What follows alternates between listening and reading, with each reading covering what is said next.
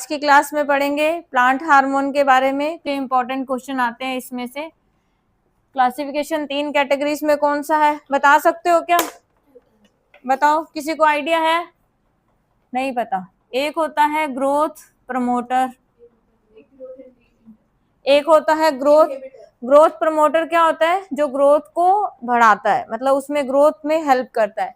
दूसरा होता है ग्रोथ इनहिबिटर।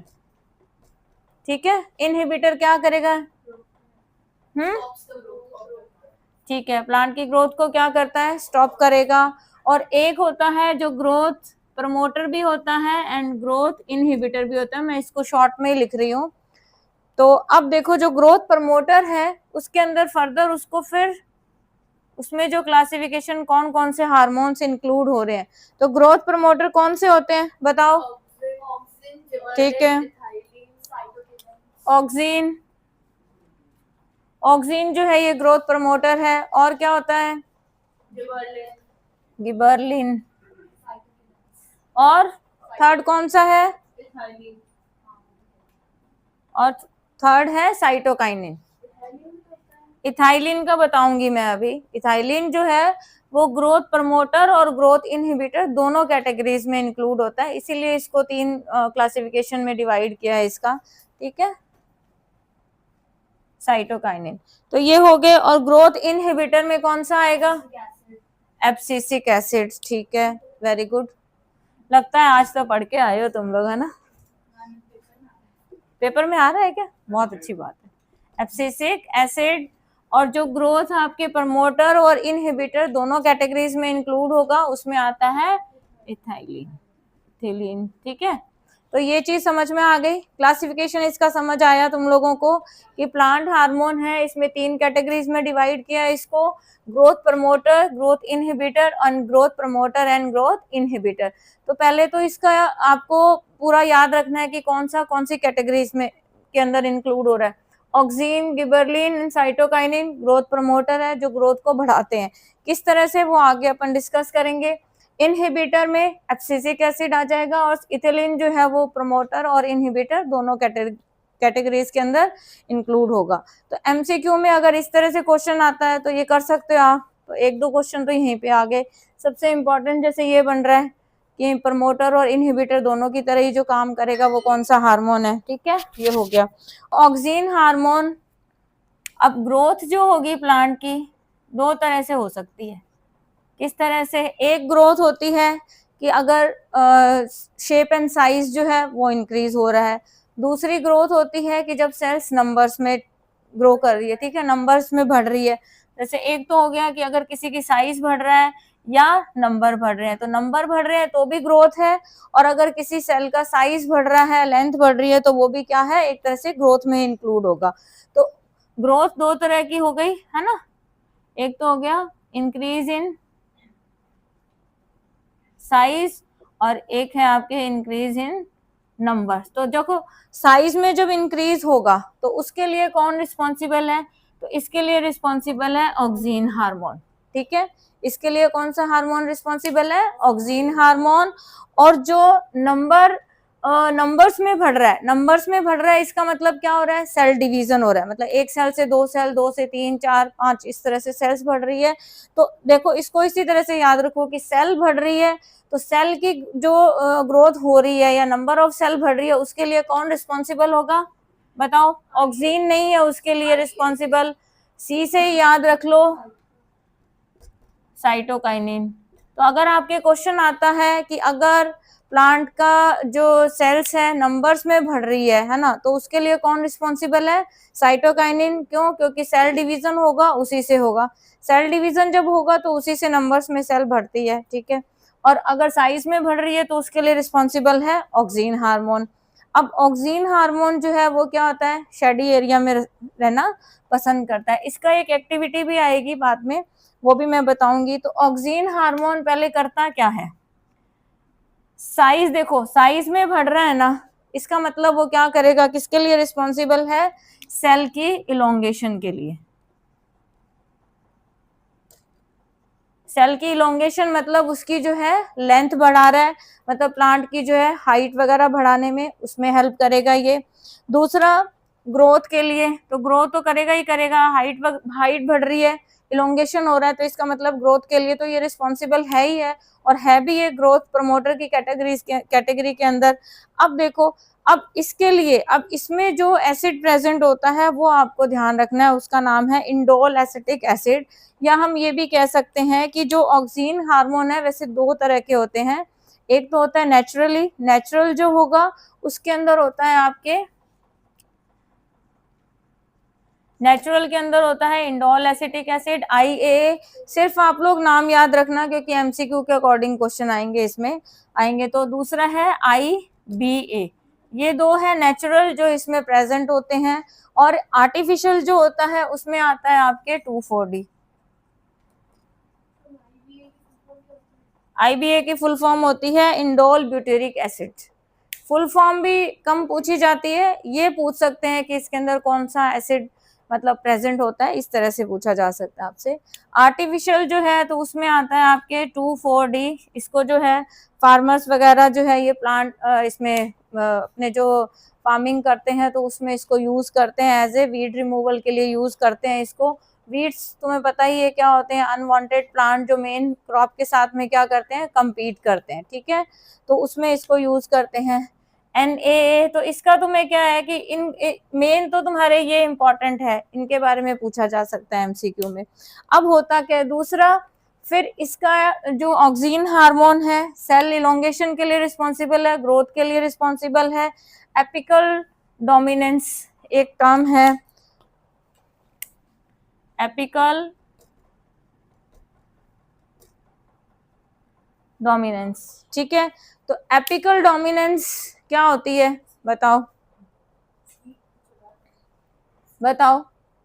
स्लीप, और कुछ, और कुछ बताओ।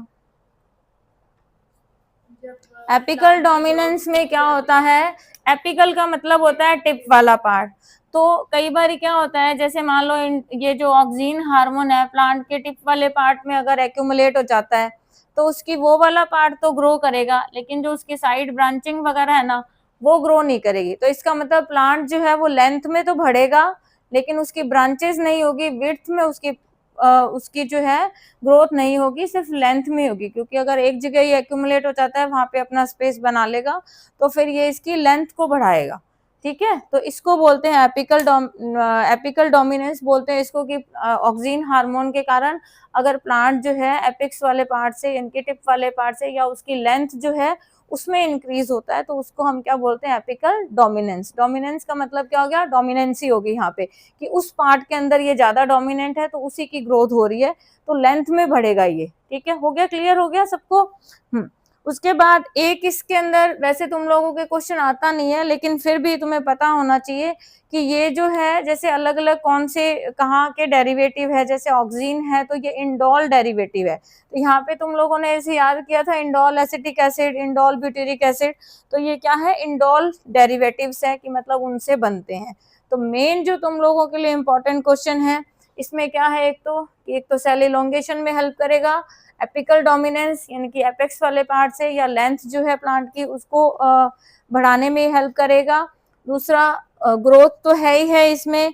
तीसरा ये ध्यान रखना कि ऑक्सीन हार्मोन जो है, जैसे प्लांट की बेंडिंग हो रही है या शेडी एरिया जो होता है उसमें रहना प्रेफर करता है, ठीक है। सन की अपोजिट, जहां से सन रेज आ रही होती है प्लांट में उसके ऑपोजिट साइड में ये एक्यूमुलेट होता है, ठीक है। क्यों होता है बताओ, नेचर है ये, है ना। तो ये नहीं चाहता कि डायरेक्ट मैं सन के कांटेक्ट में आऊं और उसको टैनिंग हो जाए, है ना। डायरेक्ट सन के कांटेक्ट में आने से टैनिंग हो जाती है ना, तो ये नहीं चाहता कि इसको टैनिंग हो, इसलिए क्या है कि डार्क शेड में रहना पसंद करता है। तो इसमें क्या होता है कि जो प्लांट की कई बार, जैसे डार्क रूम एक इसका एग्जाम्पल आता है, आगे जो ग्रोथ मूवमेंट में भी आएगा, कि अगर कोई एक प्लांट है, पॉटेड प्लांट है, उसको अगर किसी डार्क रूम में रख देते हैं और एक साइड से कहीं से भी धूप आ रही है, ठीक है, तो या लाइट आ रही है तो प्लांट जो है उस साइड में बैंड हो जाता है। तो प्लांट नेचुरल कंडीशन में जैसे ये क्या होता है, इस तरह से इसका रहता है, ये सारी जगह इसकी कंसंट्रेशन इक्वल रहती है, लेकिन जब डार्क रूम में इसको रखते हैं, क्योंकि सन की लाइट अगर स्ट्रेट आ रही है, सन की लाइट अगर किसी प्लांट पे स्ट्रेट आती है तो ये क्या रहेगा, सारी जगह एक नॉर्मल मतलब इसकी कंसंट्रेशन रहेगी। बट डार्क रूम के अंदर अगर किसी प्लांट को रख देते हैं तो उसकी बेंडिंग हो जाती है इस तरह से, ठीक है, इसकी बेंडिंग इस तरह से होगी अगर यहाँ से लाइट आ रही है।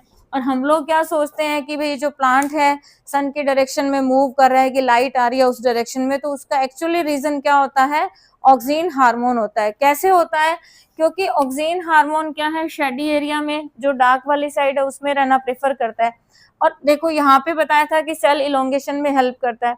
तो जब इस साइड वाली जो सेल्स होती है ना, उनका क्या है, ग्रोथ ज्यादा हो जाती है, वो ज्यादा बढ़ेगी, और इधर वाली सेल्स जो है उनकी ग्रोथ होती है कम।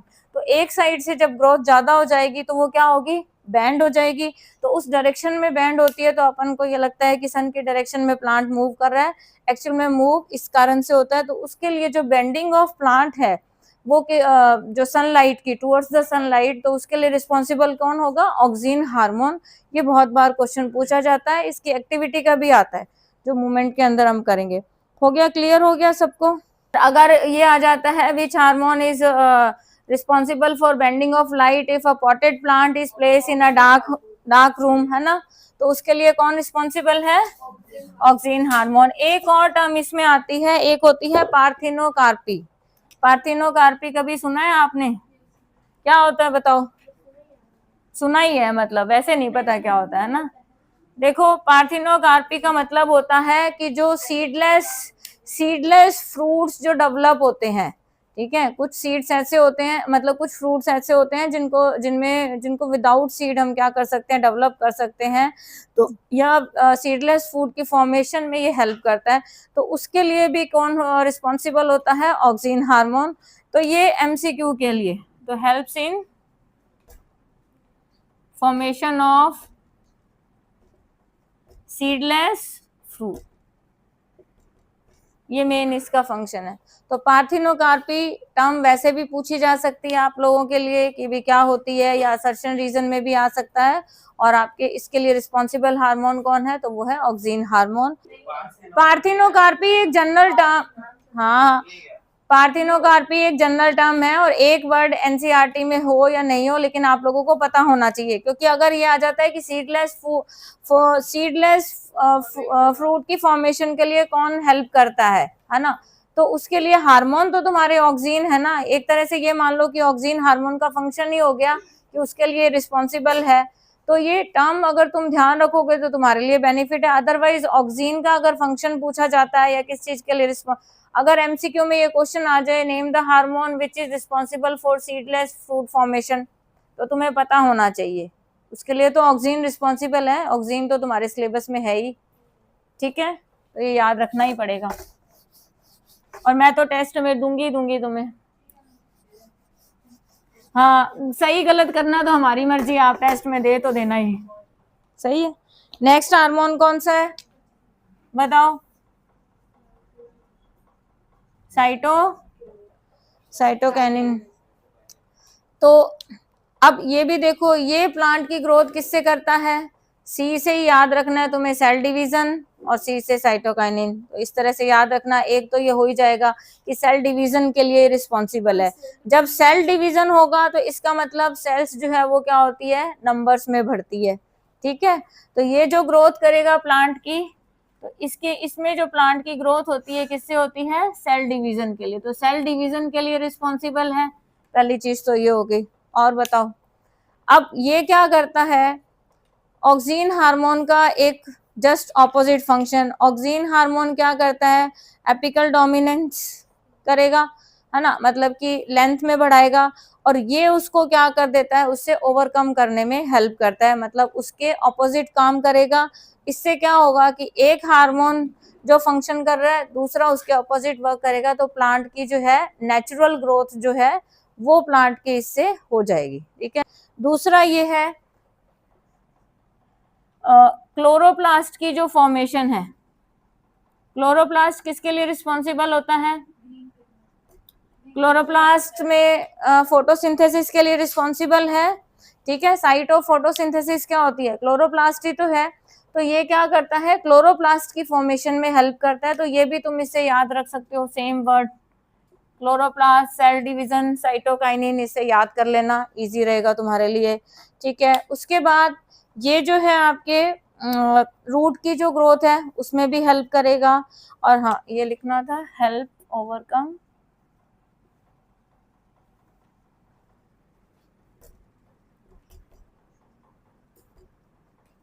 Apical dominance. ठीक है। इसका इतना ही ध्यान रखना है तुम लोगों को कि एक तो ग्रोथ जो करेगा सेल डिवीजन से करेगा, दूसरा एपिकल डोमिनेंस को ओवरकम करने में हेल्प करेगा, तीसरा क्लोरोप्लास्ट की फॉर्मेशन में ये हेल्प करेगा, और इस तरह से ये आपके ग्रोथ में करेगा। और ये जो होते हैं ये डेरिवेटिव होते हैं, एडिनिन डेरिवेटिव होते हैं। इसके अंदर जो एसिड प्रेजेंट होता है, लेकिन उसका इतना नहीं पूछा जाता। ऑक्सीजन का IAA वाला क्वेश्चन तो बहुत बार पूछा जाता है तुम लोगों को। ठीक है, हो गया, क्लियर हो गया। नेक्स्ट तुम्हारा है, क्या होता है इसका फंक्शन, बताओ।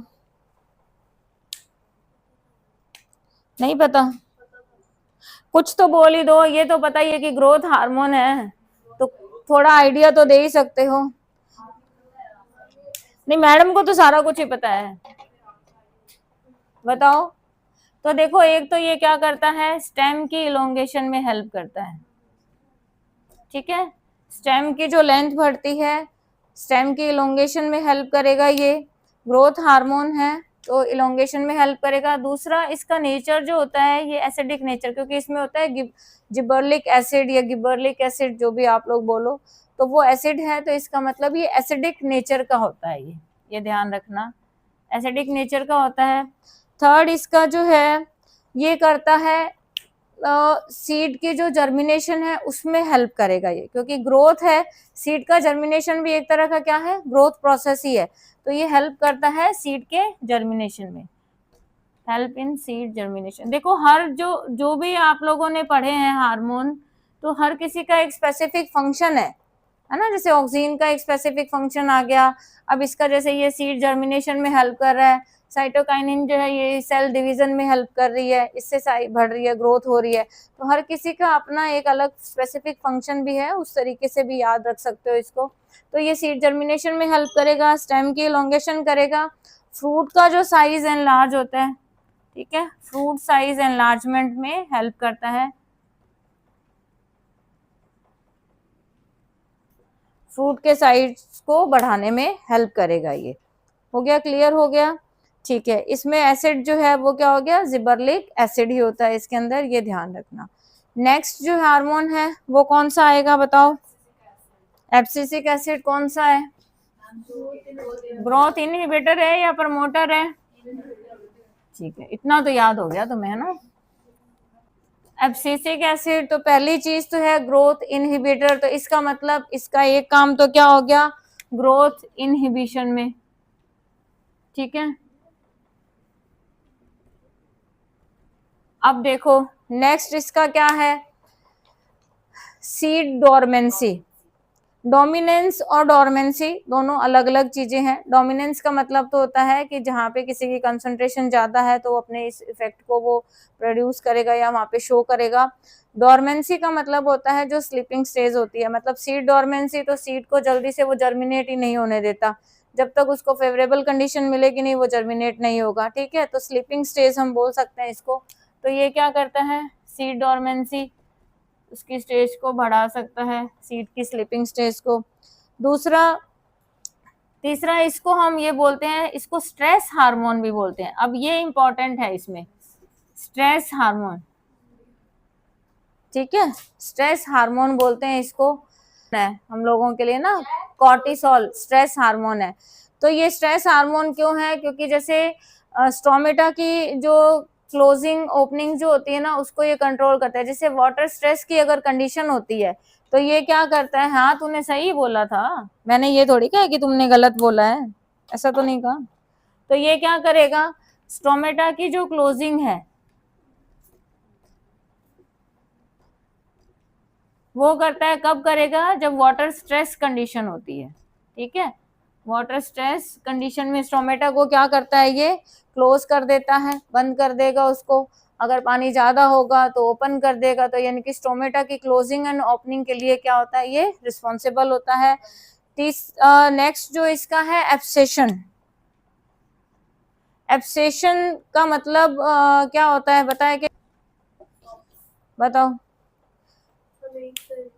एब्सेशन का मतलब होता है जैसे लीव्स हैं, फ्रूट्स हैं, तो वो क्या हो जाती है, जब पूरी मैच्योर हो जाएगी, पक जाती है, तो वो नीचे गिर जाती है ना, होता है इसका। तो ये था इसका एब्सिसिक एसिड का फंक्शन। सारे हो गए, हो गया? किसी को डाउट है इसमें? लास्ट कौन सा बचता है हमारा? वो बहुत, इसका एक एक एक बहुत ही मेन कैरेक्टर भी है इसका। पहली चीज तो है कि ग्रोथ प्रमोटर और इनहिबिटर दोनों ही है ये, है ना, दोनों की तरह ही काम करेगा। ग्रोथ प्रमोटर भी है एंड ग्रोथ इनहिबिटर भी है। दूसरा ये ध्यान रखना कि गैसियस फॉर्म में होता है ये ध्यान रखना इसको कि गैसियस फॉर्म होती है इसकी। अगर तुम्हारे क्वेश्चन आ जाता है कि name one hormone which is present in gaseous form, या है ना, तो वो कौन सा है आपके? एथिलीन। और ये किसके लिए रिस्पॉन्सिबल होता है? फ्रूट्स की राइपनिंग के लिए, जो फ्रूट पकते हैं उसके लिए ये रिस्पॉन्सिबल होता है, राइपनिंग ऑफ फ्रूट्स के लिए। अगर कई बार क्या होता है कि जैसे कुछ अनराइप फ्रूट है, उनके साथ में राइप फ्रूट को रख देते हैं ना, तो धीरे धीरे वो दूसरे फ्रूट जो है ना, कच्चे फ्रूट होते हैं, वो भी पक जाते हैं। क्यों? क्योंकि जो ये इथिलीन गैस प्रोड्यूस होती है ना, तो उसके कारण ये क्या होते हैं, वो दूसरे फ्रूट्स भी पक जाते हैं। तो फ्रूट की राइपनिंग में हेल्प करता है ये। फिर है सिकेंसेस या एब्सेशंस जो भी है, यानी कि एजिंग जो है उससे रिलेटेड होता है ये। तो रूट एजिंग में हेल्प करेगा, आपके जो भी लीफ और फ्रूट्स हैं उनको पकाने में हेल्प करेगा, एजिंग के साथ रिलेटेड होता है। तो इसका एजिंग के साथ में ये क्या होगा, एसोसिएट होगा रूट एंड लीफ की। फिर इसका है रूट और रूट हेयर जो होती है उनकी फॉर्मेशन में हेल्प करता है। तो रूट हेयर जितने ज्यादा होंगे उतना ही ज्यादा क्या होगा, वाटर एब्जॉर्प्शन होगा, है ना, उतनी ही ग्रोथ भी होगी। तो ये ग्रोथ प्रमोटर की तरह इस तरह से भी काम करेगा। तो हेल्प करता है रूट एंड रूट हेयर की जो फॉर्मेशन होती है उसमें भी ये क्या करता है, हेल्प करेगा। ठीक है, हो गया? क्लियर हो गया सबको? तो ये थे आपके जो 5 प्लांट हार्मोन, जिनमें से मोस्टली एमसीक्यू के क्वेश्चंस या सेशन रीजन के क्वेश्चन आने के ज्यादा चांसेस होते हैं। तो प्लांट हार्मोन पढ़ा है, इसमें किसी को कोई डाउट है? चलो आज की क्लास में इतना ही बहुत है तुम लोगों को, कल की क्लास में मिलते हैं।